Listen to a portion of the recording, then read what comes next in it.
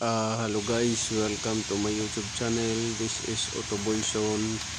So panibagong araw na naman guys ng pagre-repair ng sasakyan. So ngayon guys, ang dadiagnose natin ay yung GMC Yukon na may symptoms na engine vibration, rough idle at saka low power, pero walang misfire siya. No misfire. So ngayon guys, susubukan natin guys i-diagnose, i-trace ko anong nagiging dahilan nitong check engine na to guys. So ginawa to ng ibang kasamahan ko. Ngayon binigay sa akin ng engineer para i-try ko na i-diagnose at hanapin ko anong possible na nangyari dito guys. So i-scan tool natin guys. Kuha tayo ng scan tool para i-check natin kung ano yung dahilan ng engine vibration, low power at saka rough idle guys. So sundan lang guys yung video.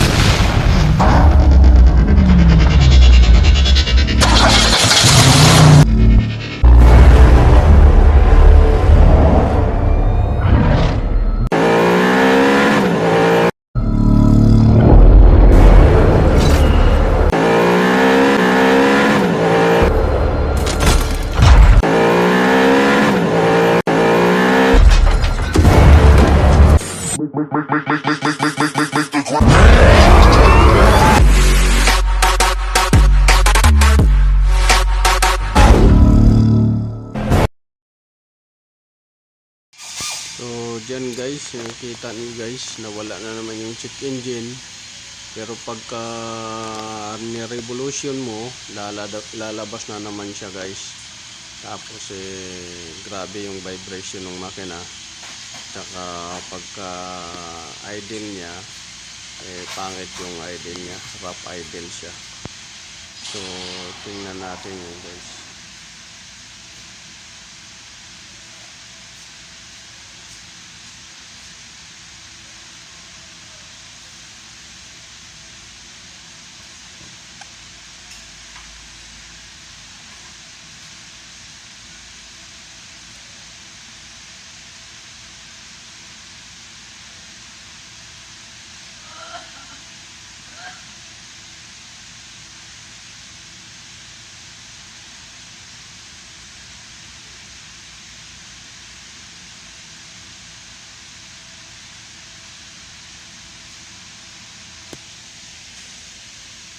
So tingnan natin doon guys yung makina. Punta tayo doon guys sa harap guys. Kung baka may harness lang yung ano nito problema, or else may mga sensor na unfitted yung pagkakapalit. So dito guys, yan may isa akong nakita dyan guys na kakaiba yung ano niya, yung connector niya. Kaya isihan ko yan guys, kung magkasi dyan guys sa hot sensor yung natrigay. Pero hindi tayo maging komportable dyan guys na sensor, kasi una nag-short na yan guys. So titingnan lang natin ulit guys, pandarin natin para matrace natin talaga kung ano talaga yung problema ng sasakyan nito guys. So sundan nyo lang guys yung video para magkaroon kayo ng kaalaman guys.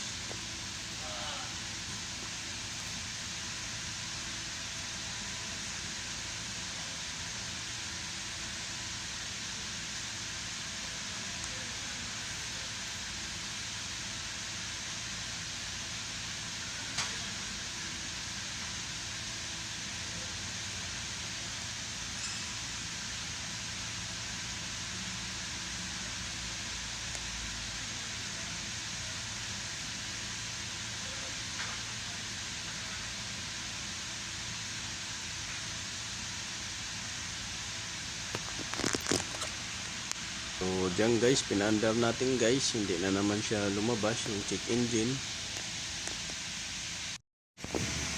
So base doon guys sa mga nakuha kong data doon sa scan tool, so napag-desisyon na ng manager namin, nag-decide yung manager namin base doon sa option na binigay ko at saka sagot na base doon sa diagnose natin, itong sump pipe guys is barado at saka singaw doon sa o-ring niya.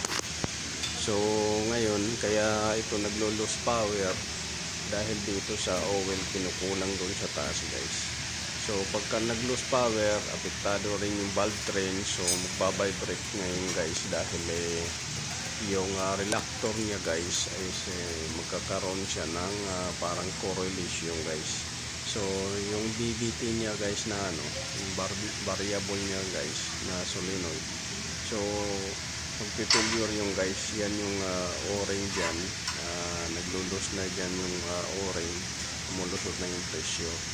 So nag-decide ako na buksan yan guys, at saka pumayag naman yung manager dahil nakita naman talaga niya na barado rin yung dumi yung sump pipe. So isang nagiging dahilan guys yan, yung o-ring sa pipe niya at saka yung sump pipe niya na sobrang barado na yan, grabe na yung dumi guys. So naglo-lose power siya, kinukulang ng langis sa taas, kaya nagra-rough idle, nag-engine vibration at saka pero wala siyang misfire guys, misfire, kaya rough idle lang siya, engine vibration at saka low power. So yan yung nagiging dahilan guys na sobrang dumi ng system niya, lubrication system. So may epekto yan guys sa makina. So matapos natin guys linisin yung engine oil pan, tapos palitan ng o-ring yung sump pipe at saka linisin yung sump pipe. So ngayon guys pinakabit na natin guys yung mga accessories na dyan, mga parts na para makapulutan na siya guys. Dyan lang guys yung video, titingnan din natin kung may ganyan guys, i-check natin kung may possible na lalabas na oil leak dyan para ma-repair natin habang maaga pa guys. So yan yung ginawa natin din sa Yukon na pinahirapan tayo sa umpisa guys pag trace, paghanap, pag-diagnose kung anong nagiging dahilan ng rough idle, engine vibration at saka low power. So low sa lubrication lang pala, pressure yung nagiging dahilan guys, dahil wala naman siya misfire guys. So engine vibration, rough idle, low power ang dahilan, yung o-ring doon sa sump pipe saka sobrang dumi ng sump pipe guys. So yung lubrication niya papuntang valve train nagpe-failure guys. So yan yung ginawa natin guys. So i-check natin ngayon kung nagkakaroon pa ng security siya guys sa cluster at saka sa computer. So tara guys, sundayan na guys hanggang sa dulo.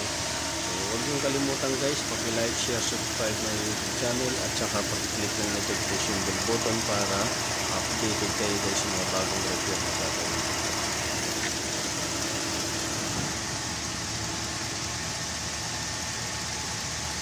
So far so good guys, no leak. So ilang minuto na natin pinaandar yan, so wala siyang leak ngayon. So ayos yung ginawa natin, malinis yung pagagawa natin, malinis yung ilalim. So yan lang guys yung natin. Sana may nakuha kayong kaalaman na alis doon guys. So pinahirapan tayo guys pag-diagnose nito guys, pero nahuli rin natin, nadali rin natin kung anong sira talaga nito. Kasi prospect ng iba kasi spark plug, o kaya loose compression, kaya ignition coil or harness. Pero dahil sa pagtsatsaga natin guys, nahuli natin yung problema nito guys. So ngayon guys, paandarin natin lang yung pandarin hanggang sa makita natin kung may lalabas pa ba yung check engine or hindi na guys.